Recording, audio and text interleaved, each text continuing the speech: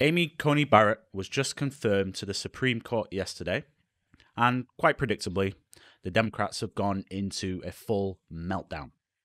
We must expand the court, they decry. This is unconstitutional, they claim.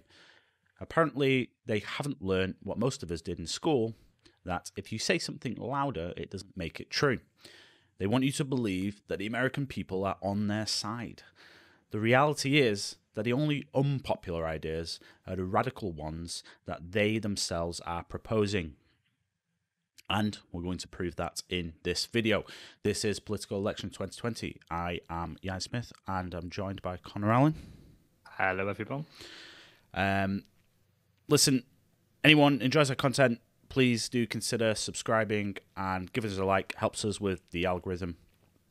And give us a comment down below, because we always respond to every comment, as you'll see looking at previous videos.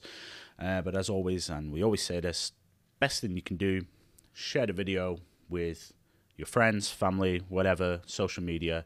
Show this video to Democrats. If you yourself are a Democrat, you know, give us a comment down below, but show this to your Democrat friends and tell, you know, I want to know what they think, because it seems to me that there's a bit of hypocrisy going on here. And but anyway, listen, let's get into it. Let's take a look at the meltdown. Some of the things that Democrat politicians have been tweeting and Instagramming and all of that good stuff. Do you know what tweeting and Instagramming is, Ryan? So we have some, to begin with, we have some tweets here from Democrat senators. Starting off with Kamala Harris, just going to read through them very quickly. Today, Republicans denied the will of the American people by confirming a Supreme Court justice through an illegitimate process. Apparently, the system is illegitimate now. All in their effort to gut the Affordable Care Act and strip healthcare from millions of pre-existing conditions. We won't forget this. Okay. Not sure that Amy Coney Barrett has an opinion. Okay, whatever. Tammy Duckworth. For millions of Americans with pre-existing conditions, COVID survivors, seniors, families like mine, Americans with disabilities, LGBTQ Americans, for women for our planet, I voted no. Hillary Clinton, our old friend, it's an insult to the American people that the GOP is ramming through a Supreme Court justice with just 8 days until the end of the election, in which nearly 60 million people have already voted. Elizabeth Warren, a dark day. It's important to remember why Republicans fought so hard to steal the Supreme Court seat. They've realized a truth that shakes them to the core. The American people are not on their side, and we'll keep fighting until we take our democracy back. AOC, expand the court. Republicans do this because they don't believe Dems have the stones to play hardball like they do, and for a long time they've been correct, but do not let them bully Republicans into thinking that bulldozing is normal, but the response isn't. There is a legal process for expansion. And finally, Kirsten Gillibrand. I am frustrated and frankly very angry. It did not have to be this way. By rushing to confirm the Supreme Court nominee, Senate Republicans openly and unapologetically defied the will of the American people, also further their extreme conservative agenda, Ryan.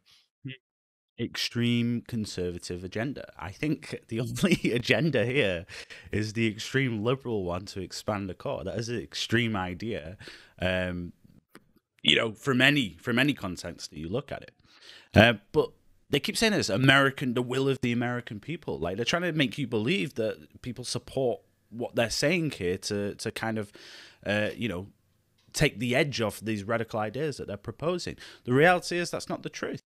People support ACB being nominated to the Supreme Court, and we can prove it with polls. These are polls that have just come out very recently. So, most recent poll from Political Money Consult, majority of people, 51%, think that the Senate should confirm her nomination. Far greater than 28% who say the Senate should not confirm her. Another poll from New York Times, Siena College, 44% to 42% support the nomination. A Gallup poll, 51% to 46% support the nomination. So the American people support this nomination. They've had time to, well, look at the process. It's almost as if it's there for a reason. They've seen the nomination, they've seen ACB go under scrutiny by the Senate Judiciary Committee, and they've decided, oh yeah, she seems like a good person that should be a justice, and I support the nomination. The Democrats are supporting this. This is bipartisan support. And here's the other interesting thing, is we're talking about expanding the Supreme Court. Well, that's a deeply unpopular idea. Just 24% of people say that Congress should pass a law increasing the number of increasing the number of justices. This is, again, according to the New York Times poll. This is a New York Times poll. And it's not the only one when it comes to court packing. 53% said 58% Democrats should not look to increase the size of the Supreme Court. And again, that's another New York Times Siena College poll. And then you have this one, and Yahoo News one, only 32% of Americans back expanding the number of justices to the Supreme Court. So when they're talking about,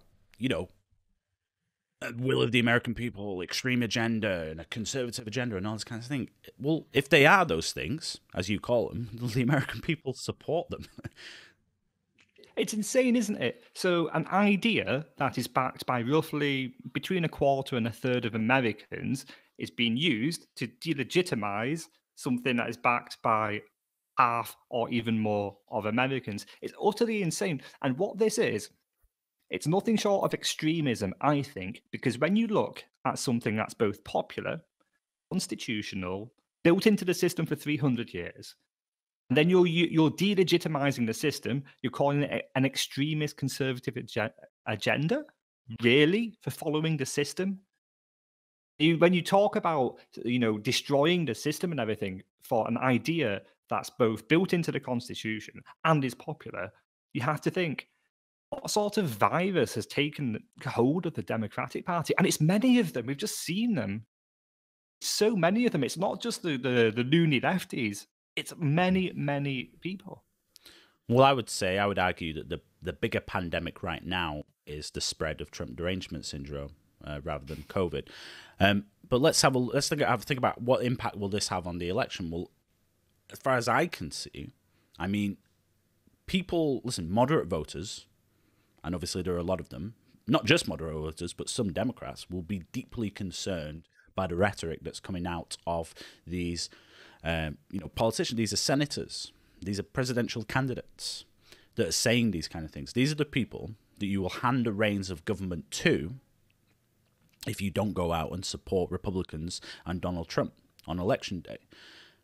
And this is a stark reminder of what you're going to get.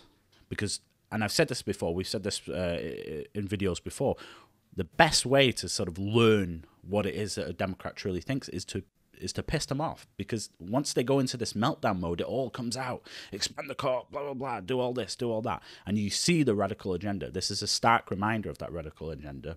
And we're going in now to the last week of the election day. I don't really think this bodes well for the Democrats. This will turn a lot of moderate voters off. Moderate voters that they need to win. Absolutely. And the vast majority of Americans love this system. They love the Constitution and they love their system of government. It's inspired millions around the world over history, billions perhaps. So when they see the Democrats have the opportunity to engage with that system and go into the hearing process, for example, they did nothing during the hearing process, Ryan. Did you not see it?